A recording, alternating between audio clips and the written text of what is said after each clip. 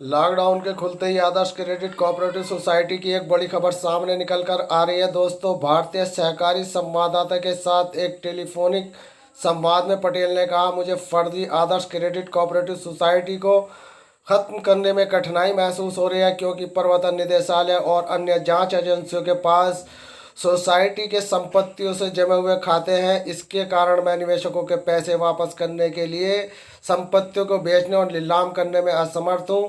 Hello friend, नमस्कार और आदाब दोस्तों, हमारे इस न्यूज़ चैनल पर सभी आदर्श क्रेडिट कोऑपरेटिव सोसाइटी पीड़ित निवेशक साथियों का हार्दिक स्वागत है। दोस्तों, जैसे कि आप जानते हैं कि लॉकडाउन के खुलते ही निवेशकों और कर्मचारियों और जितने भी विभाग हैं उनमें इस वक्त आदर्श सोसाइटी को लेकर बड़ी न्यूज़ें सामने निकल कर आ रही हैं। दोस्तों, आज जो हमारे सामने न्यूज़ आई है, ये अब सब 15 मिनट पहले इंग्लिश में ये न्यूज़ आई थी। दोस्तों, आपके लिए इसको मैंने हिंदी में किया है और पूरी खबर क्या है ये आपको बताने से पहले आपसे हमारा अनुरोध है कि आप चैनल पर बने रहें। आईसी एक्सक्लूसिव आदर्श लिक्विडेटर ईडी अटैचमेंट के कारण कार्य नहीं कर सकता है।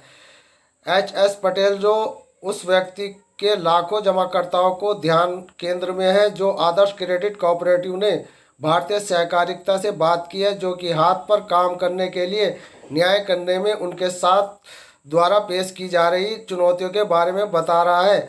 आदर्श क्रेडिट कोऑपरेटिव सोसाइटी का विवाद कई जांच एजेंसियों ने एस.एच. पटेल आईएएस सेवानिवृत्ति द्वारा खाता सीज और संपत्तियों से जुड़े होने के कारण, जिन्हें आदर्श क्रेडिट कोऑपरेटिव सोसाइटी में परिसमापक के रूप में नियुक्त किया गया था, वह भोला निवेशकों का पैसा वापस करने के लिए खुद असहाय पाते हैं। पूरी खबर भारतीय सहकारी संवाददाता के साथ टेलीफोनिक संवाद में पटेल ने कहा कि मुझे फर्जी आदर्श क्रेडिट कोऑपरेटिव सोसाइटी खत्म करने में कठिनाई महसूस हो रही है, क्योंकि प्रवर्तन निदेशालय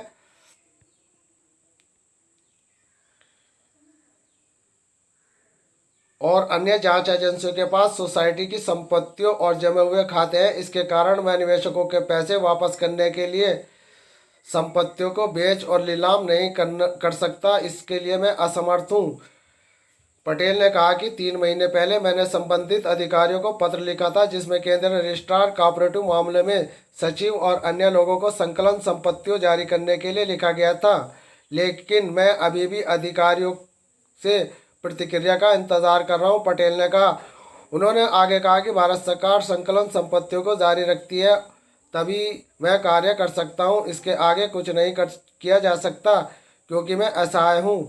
पहले प्रमुख हिंदी दैनिक समाचार पत्रों में से एक को दिए गए साक्षात्कार में केंद्रीय कृषि मंत्री नरेंद्र सिंह तोमर ने दावा किया था कि परिसमापक नियुक्त है और वह विनियमों के अनुसार अपना काम कर रहा है। हालांकि जमीन का पर वास्तविकता इसके ठीक विपरीत है।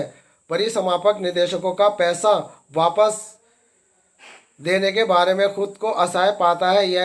यह याद दिलाता है कि पिछले साल अक्टूबर में ईडी ने आदर्श क्रेडिट कोऑपरेटिव सोसाइटी की 1479 करोड़ रुपए की संपत्ति को अटैच किया था। इस बीच सहायक जमाकर्ताओं ने केंद्र सरकार से परिसमापक को हटाने और क्रेडिट कोऑपरेटिव सोसाइटी की देखभाल के लिए नियामक नियुक्त करने का आग्रह किया था। उन्होंने 5 करोड़ रुपए के तत्काल राहत पैकेज की मांग की है। आदर्श क्रेडिट कोऑपरेटिव सोसाइटी संस्थापक चेयरमैन मुकेश मोदी और उनकी परिवार के सदस्यों पर आरोप है कि उन्होंने फौजी स्कीम चलाई और कई फर्जी कंपनियां मंगाई, जिसमें उन्होंने 8,400 करोड़ रुपए निकाले। उन्होंने कुप्रबंधक के कारण भोले भाले निवेशक अपनी मेहनत की कमाई को वापस पाने के लिए स्तंभ से लेकर पोस्ट तक भागने को मजबूर है। उन्होंने केंद्रीय मंत्री नरेंद्र सिंह तोमर से भी मुलाकात की। पीएमओ में एक ज्ञापन भी भेजा। जहाँ दोस्तों, प्रधानमंत्री को भी एक ज्ञापन सौंपा गया है। राजस्थान की सिरोही में शुरू आदर्श क्रेडिट हरियाणा और गुजरात के लिए अहमदाबाद के मुख्यालय के साथ बंद हो गया।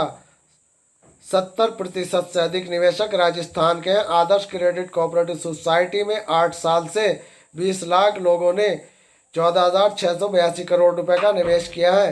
दोस्तों, ये बड़ी खबर आपको ST न्यूज़ चैनल से दी जा रही है और आपकी जानकारी के लिए बता दें कि इस वक्त मामला बहुत गर्म चल रहा है। आदर्श क्रेडिट कोऑपरेटिव सोसाइटी के निवेशकों में इस वक्त बहुत ज़्यादा आक्रोश है और इस आक्रोश को अपने पीएम नरेंद्र मोदी तक पहुंचा रहे हैं और उनके ट्विटर पर बार बार ट्वीट कर रहे हैं, जिनकी संख्या 20,000 से ज़्यादा पहुंच चुकी है।